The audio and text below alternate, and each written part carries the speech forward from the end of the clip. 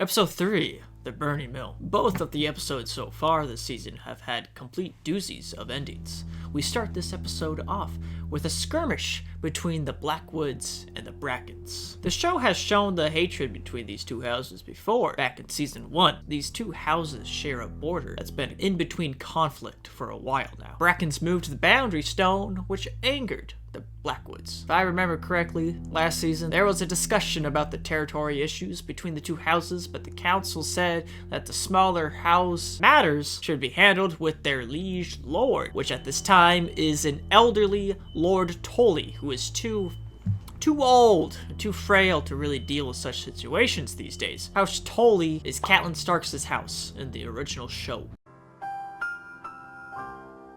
The young Bracken seems nervous, untempered. An argument between the two gets cut to the dead corpse, a field of dead corpses. The first battle of this war were between two smaller houses. A mill burns in the background. I think that mill kind of represents the burning of the small folk. That's the result of the higher lords with their petty squabbles. You know, the mill represents the working man, you know, the smaller peasants, and it's being burnt for the means of this petty rivalry between houses and the circular motion of the mill. As the mill spirals, as you see the turning of the mill, I'm not going to be the first one to say this.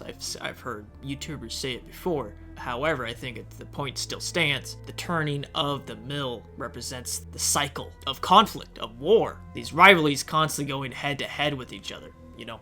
It's a cycle. However, it's even in the title, The Burning Mill. The two Cargill twins are buried together. Jace calls Eric a villain.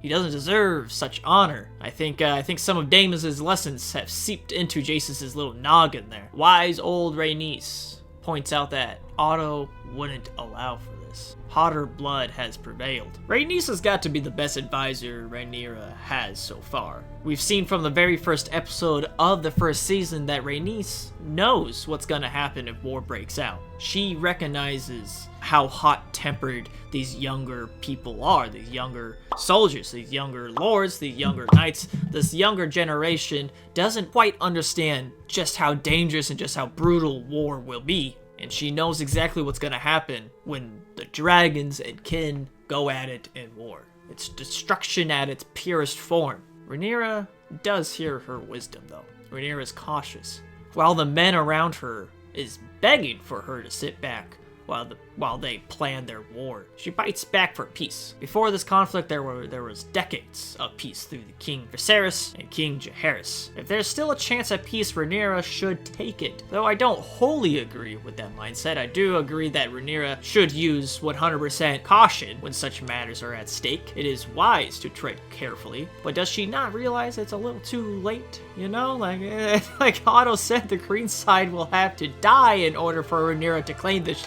throne. He's been saying that for at this point, decades at this point. Those children specifically have to die. That's what Otto said. You think Aegon and Aemond would just give that up, you know, just allow themselves to die? Especially now that they have positions of power, I don't think so. Like, who's gonna convince them? Rhaenys is probably in my top 3 characters in this show at this time. I love Rhaenys. Rhaenys is that, you know, Rhaenys is a good stand-in for what's her face, Olenna Tyrell, the Queen of Flowers. I love her so much. I love the sassy grandma types. The snowball effect of justice and revenge is now getting to the point of irrelevance. Daemon kills Aegon's son, Aemond killed Luke took Aemond's eye. It doesn't really matter now in terms of justice. Rhaenys points towards Alicent Hightower. She says there's still reason within her, and the possibility of no further bloodshed. Looks like Mysaria has chosen to stay with Rhaenyra. An odd pairing, I shall say. Mysaria can become an important ally for Rhaenyra. She can become kind of like a master of whisperers for her. Kind of like a Varys, you know? Her knowledge of King's Landing alone is worth her support. Mysaria does want a place in her court. Rhaenyra showed her mercy and in turn has earned Mysaria's respect. Rhaenyra is sending Rhaena to the Vale. Lady Arryn has requested a dragon for protection for her support in the war. The dragon Rhaenyra is sending It's a cute little hatchling. It's a little bitty little guy. He won't really defend much. Hopefully the errands won't take offense. Reyna thinks she's being sent off away from the action. While everyone is taking part in this conflict, Reyna feels like she's being sent away. While in truth, she has a very vital role. She's also being sent with dragon eggs, which could very well be the last of the dragons. Little do they know how true that will be. These dragons will eventually become Daenerys' eggs in the original show. Daemon arrives in Harrenhal. It's a spooky and damp place. Exactly the vibe I got when I first read about Harrenhal in the books. You hear ghosts screaming in the halls of this spooky castle. It's kind of like a haunted house. I love it. I love everything about Harrenhal this time around. Something about the original show, they never showed really how spooky this place is. More like that in general, they never really showed the more magical, spooky side of A Song of Ice and Fire, but that's just the show in general. Harrenhal this time around is straight up spooky. Love it. There's some straight up eldritch horror type stuff going on in the books that's never really covered. This time though, spooky. It's perfect that Daemon, out of all people, gets to encounter the spooks. A man who charges his problems with a sword just about every single damn time. And the fact that he has to encounter these spooks, can't really escape his problems this time around. You can't hack him down with a sword or scream, you know, or run away. You know, he's got to deal with these problems head on. You can't escape them. Daemon enters a room with Simon Strong, the uncle of Lionel. Simon, he hates Larys, alright? That club-footed little bastard, the new ruler of Harrenhal. So he immediately bends the knee. Simon isn't dumb. He's aware of the suspicious killings of Lionel and Harwin back in the day. He points out that Harrenhal is so goddamn wet and damp all the time. There hasn't been a fire in this castle since Aegon burnt the castle to the ground. You know, there hasn't been a fire since then. So all of a sudden, Lionel and Harwin dies. Kinda sus. Daemon tells Simon to call him Your Grace. Daemon is obviously still butthurt over his argument with Rhaenyra and does this just a little bit of treason, just a little bit to cope with his fifis. He is simply king consort, but wants the true title just to feel a little better about himself.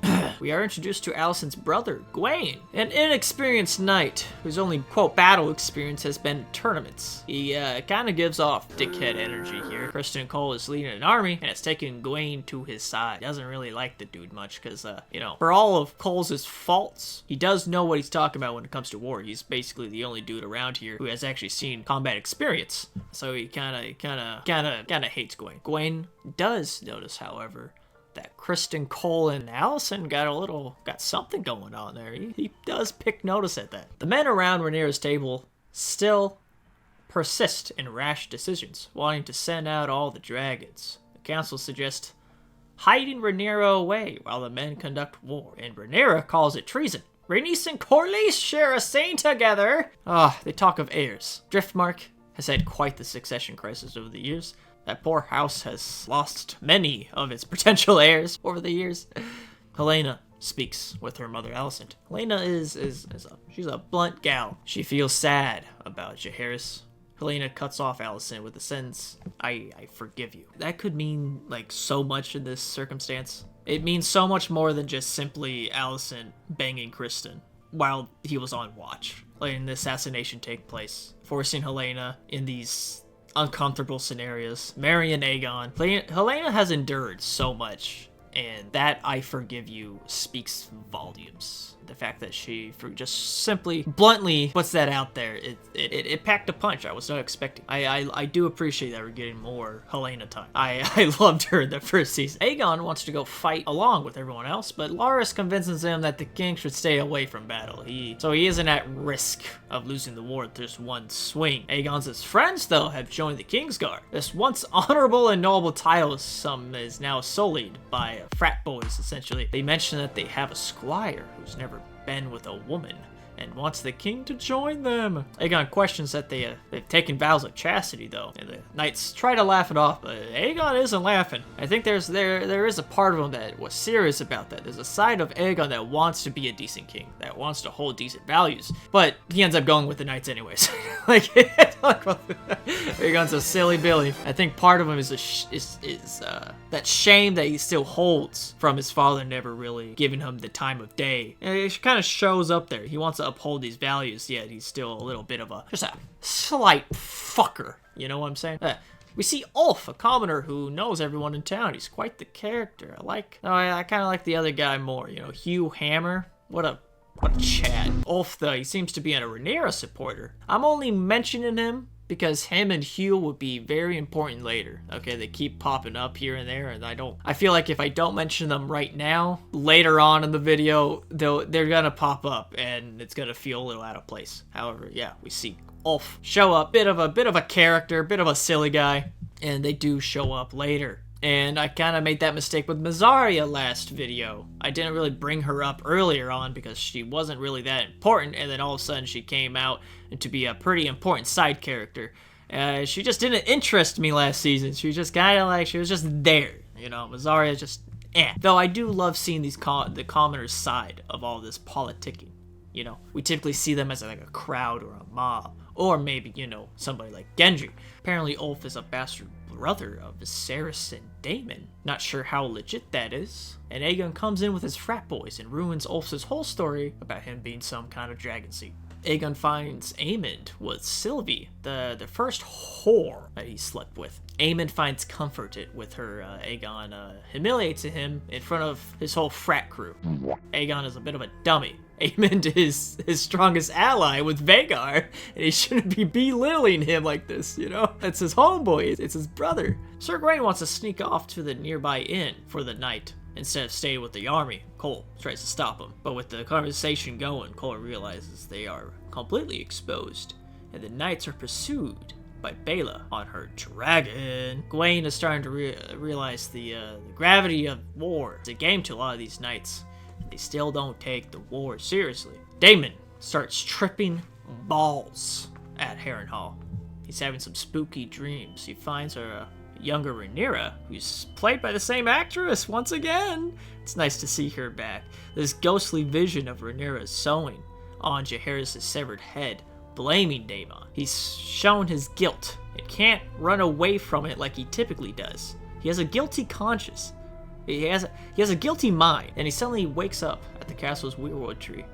A spooky lady behind him tells him that he's gonna die in this place. I love where Daemon is going through here, because he's a bit of a bastard, alright? He's a bit of a fucker, alright? I've heard a lot of complaints about Daemon's story arc here, but I think Daemon's story needs this to happen. We need him to go through this, or he would be a static character constantly just messing everything up, alright? We need him to go through a problem that he cannot just simply run away from. I couldn't think of any other character in this scenario. It has to be Daemon right here. Anyways, Rhaenyra has a plan to sneak to King's Landing to meet with Alicent. Now, we enter the more controversial part of the episode, and I do agree it is a bit silly, but not too extreme, okay? Where it is really silly, but it's not that crazy, alright? Rhaenyra sneaks in as a nun of sorts and speaks with Alicent while she is praying. The only time there isn't like a million eyes on her. It is nice seeing these two interact for what feels like ages. So much has happened since the last time they spoke. And Alicent does learn that Viserys was in fact talking about Aegon the First, the Conqueror. She realizes that this whole thing has been a giant big fat whoopsies. A big misunderstanding. Damn. But it's too late.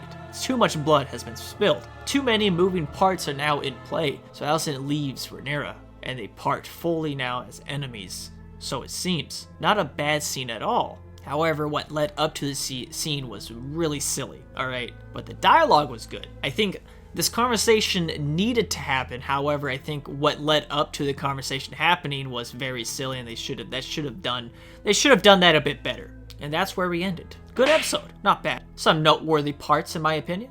Daemon's little side quest in the Riverlands, you know, this very important scene between Rhaenyra and Alicent. It's a decent episode. It's solid, all right? It's pretty good.